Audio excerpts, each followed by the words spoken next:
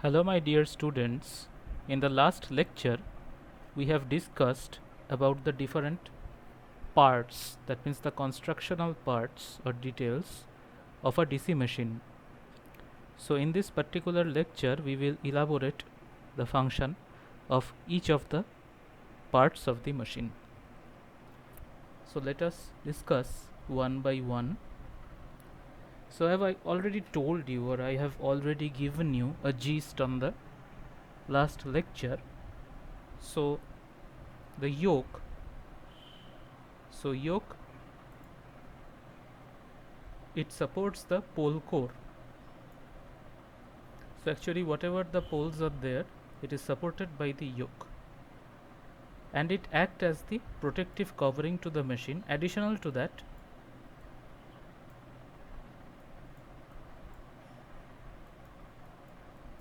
it provides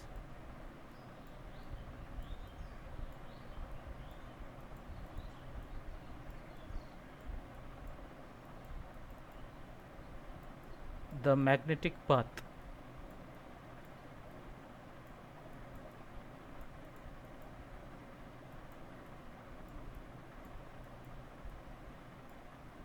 And you see one thing, this entire yoke is supported by the stator frame. So this entire thing, it is called the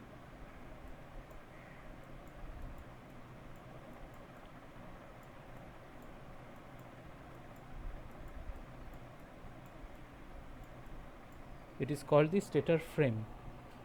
So what are there in the stator frame? You see here there is something called a lifting eye, and if you have to move the total machine as a whole from one place to another, you can take help of this lifting eye. It has the terminal box, and what is there inside the terminal box? Inside the terminal box there are 4 terminals. So two terminals for the field and 2 for the armature. So if you open the terminal box, it should look something like this.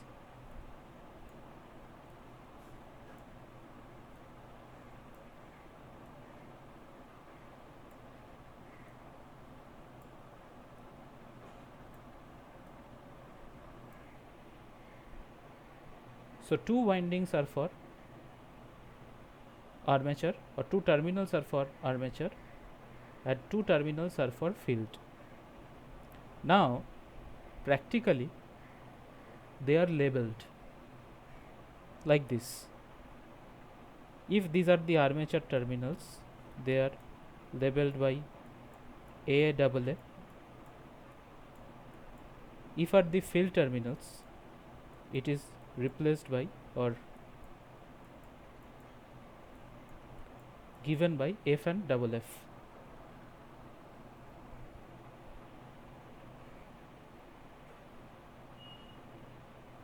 Now suppose this labeling is not there. So suppose this labeling, it is not there.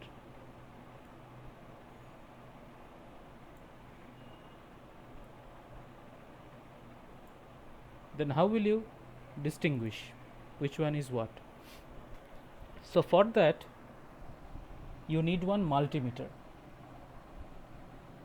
and what you need to do is you have to put the multimeter in resistive mode or resistance mode. So you take any one terminal, say this particular terminal, and touch one probe of the multimeter to here, and you touch the other one to any of these 3. Suppose you are touching here. So there are 2 possibilities. The resistance will be measured as infinity, or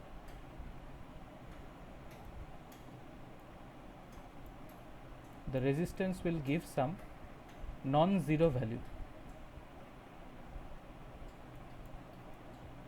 NZ stands for non-zero. So suppose if you are touching here, it gives you infinity. If you are touching here at this point, it is giving you infinity. And here, if you are getting some value which is non-zero, say the non-zero value is given by NZ1. Now if this value is very low, that means it is in the range of say 0.1 to say 0.5 or 0.6 ohm, then these two terminals are called armature terminals. So straightway you label them as A and double A.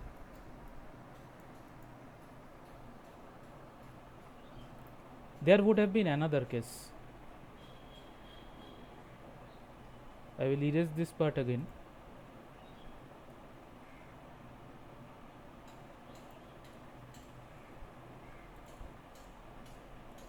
This value, instead of 0.1 to 0.5, it could have been in the order of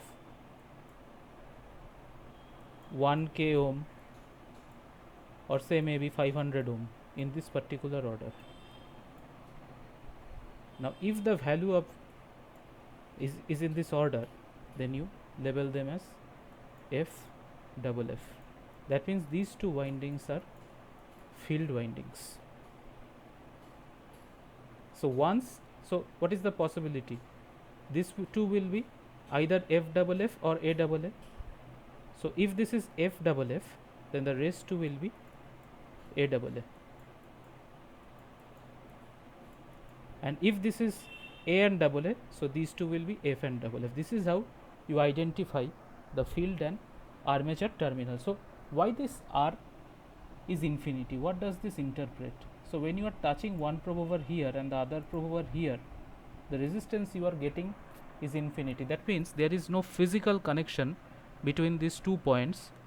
That means this point and this point, or this point and this point. That's why the resistance is infinity. This is the significance.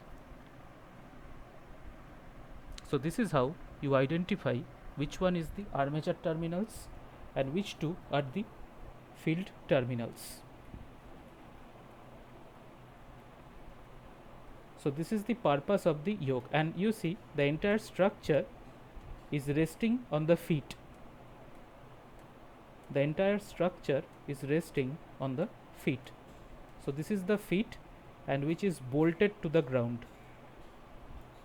So a concrete foundation is laid on which this is bolted, because you see these machines, whatever machine you are operating, as they are rotational machines, they will produce immense vibrations, and if you are not bolting them with a strong foundation, with a strong substratum, so what will happen? They will move about and they will be dislocated from their position. So you need to bolt them with a concrete foundation.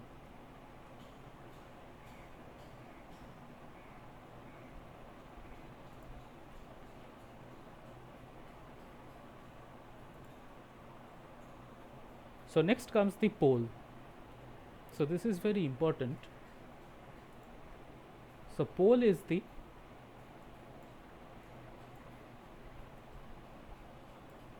origin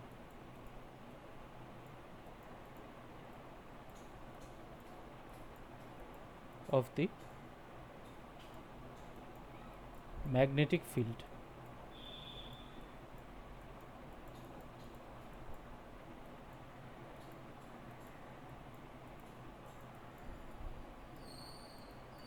So it is the origin of the magnetic field, and in the last lecture I have already elaborated that for a 4-pole machine how this magnetic path is being laid. How is this magnetic path being produced? This I have explained in my last lecture. The example was in case of a 4-pole machine. Now, the pole, if you see, it has two purposes. Number one, it will support the field coils, because you have seen that in the protruding poles, which is made up of ferromagnetic material, so this part is made up of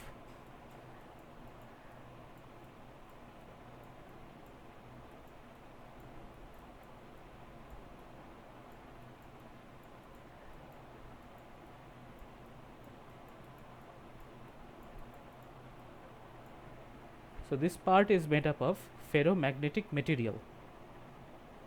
And you see here the poles are protruded like this. Why, I will come to that later. And you see it is in the, or it is like a shoe. The arrangement very much resembles a shoe, and it is known as pole shoes. And you see that there are laminations present, and one layer of the lamination is laid over another lamination, and they are bolted very strongly, they are punched very strongly with each other. Why? Because there are two types of losses. One is the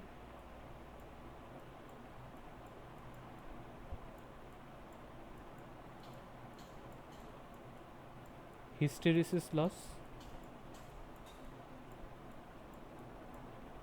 and the second one is the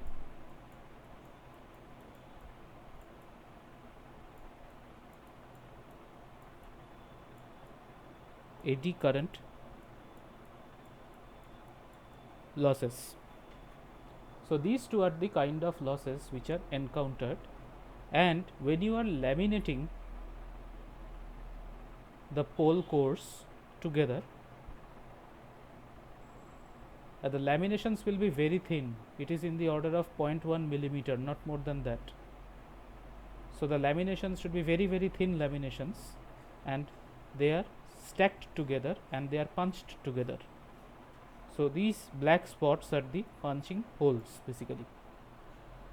And once you do that, what happens is the eddy current losses, they get minimized. So the eddy current losses will go down. And what about the pole shoes? Why pole shoes are there? So I will draw one figure with respect to this. Rather, I will go back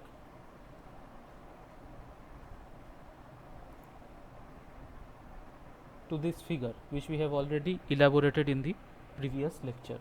So here you see the pole cores. These are the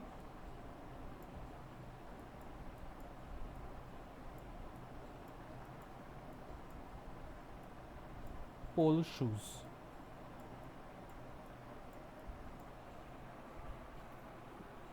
So you see this rotor.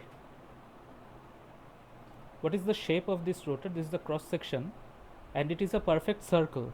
The arrangement is circular.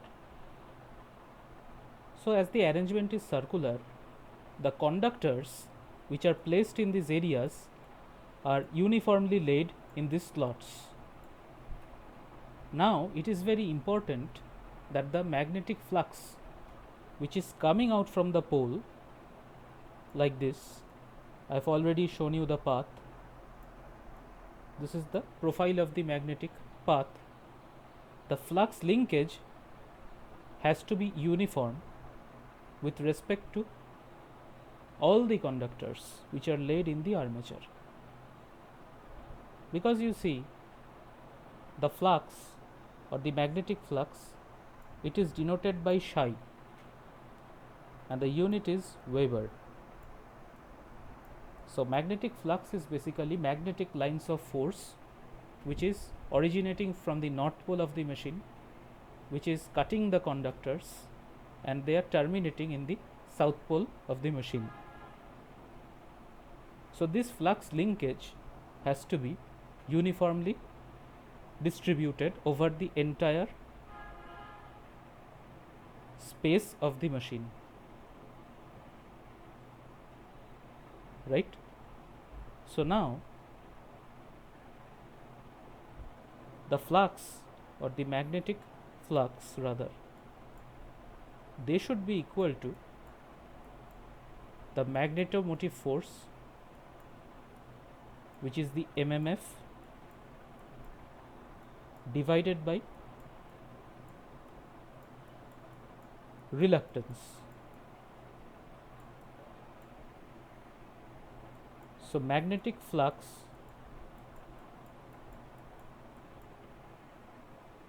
is equal to magnetomotive force divided by reluctance. So now, what is mmf? mmf equals the number of turns, which is given by n, that means this number of turns, equal to, into the current flowing through these turns, say I. So mmf is equal to n into I, and the unit is AT, or ampere turns. And what is reluctance? So reluctance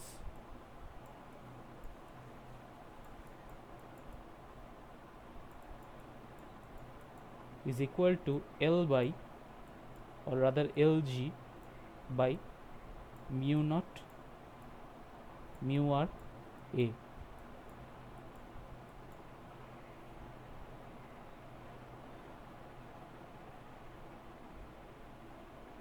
It is Lg divided by mu naught mu r A. So if you substitute these values, you will get psi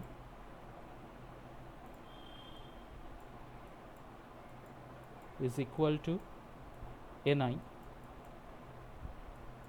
by Lg whole into mu naught mu r A.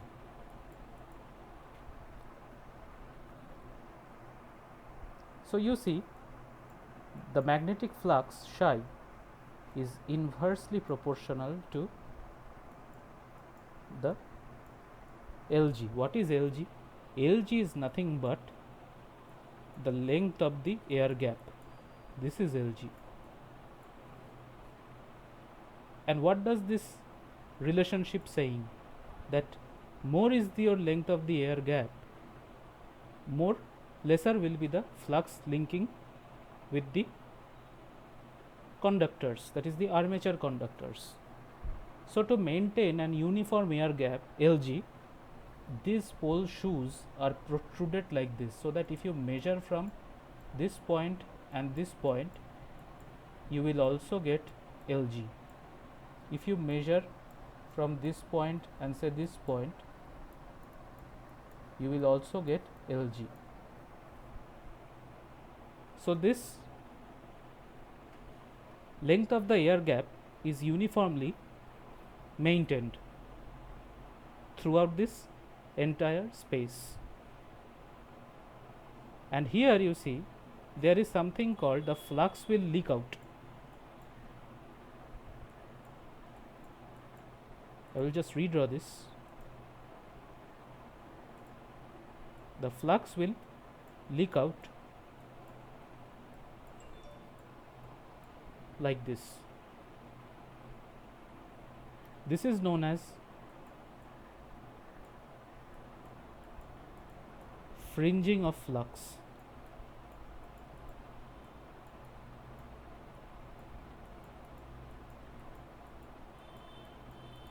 So you see, the conductors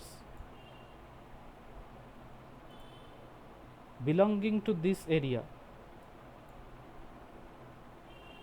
the conductors belonging to this area, the conductors belonging to this area, and the conductors belonging to this area, they are taken care of. But what about the conductors belonging to these areas? Rather, I will highlight them. What about the conductors belonging to these yellow highlighted areas? Who will take care of them? For that, there is a special arrangement which are called interpoles, that is laid between two adjacent main poles. So, interpoles are structure which is laid between the two main poles, and this yellow highlighted areas or regions, they are being taken care of by the interpoles, and the connection is of the interpoles is in series with the main poles. So, interpoles, or they are called, I will write it for you, they are known as interpoles.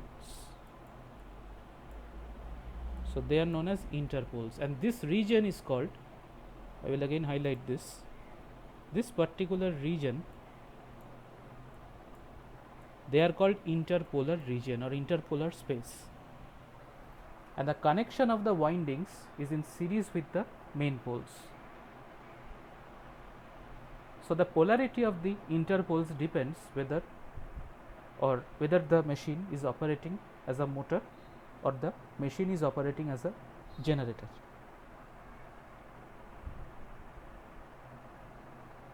So, this is the main underlying physics behind the construction of the machine. See, everything is related or linked with one another. So, you have to take care of each of these things. So, this is known as interpoles.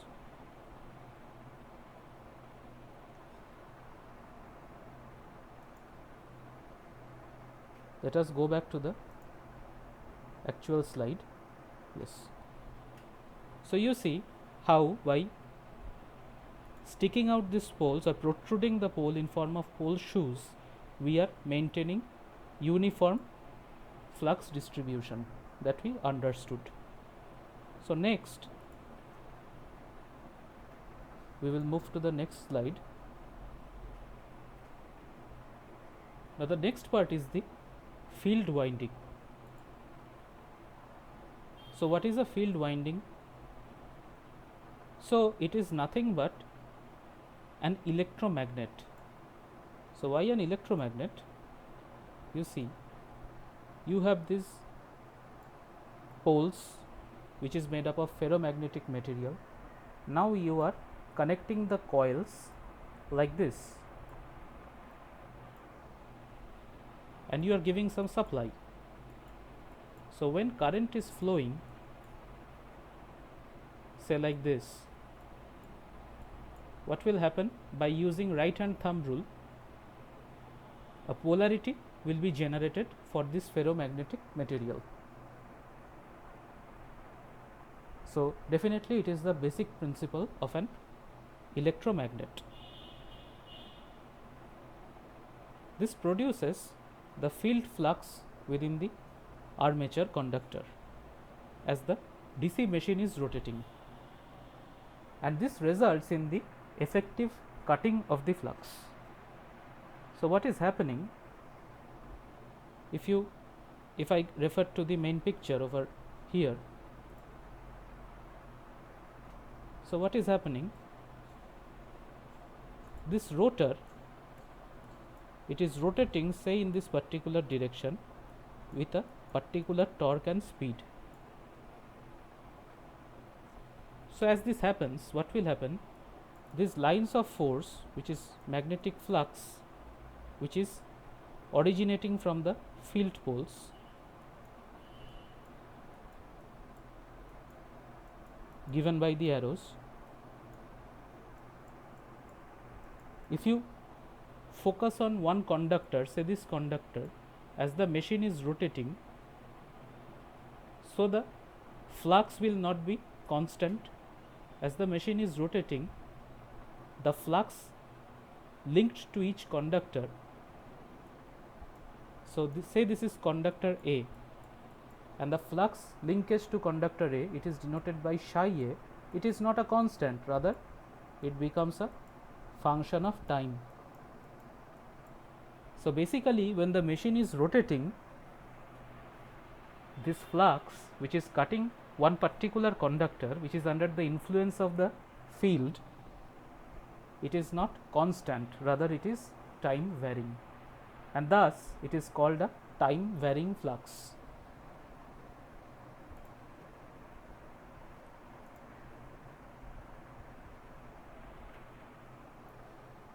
So this is what it is said, that it produces field flux in which the armature conductor of the DC machine when rotates results in effective flux cutting. So you see here,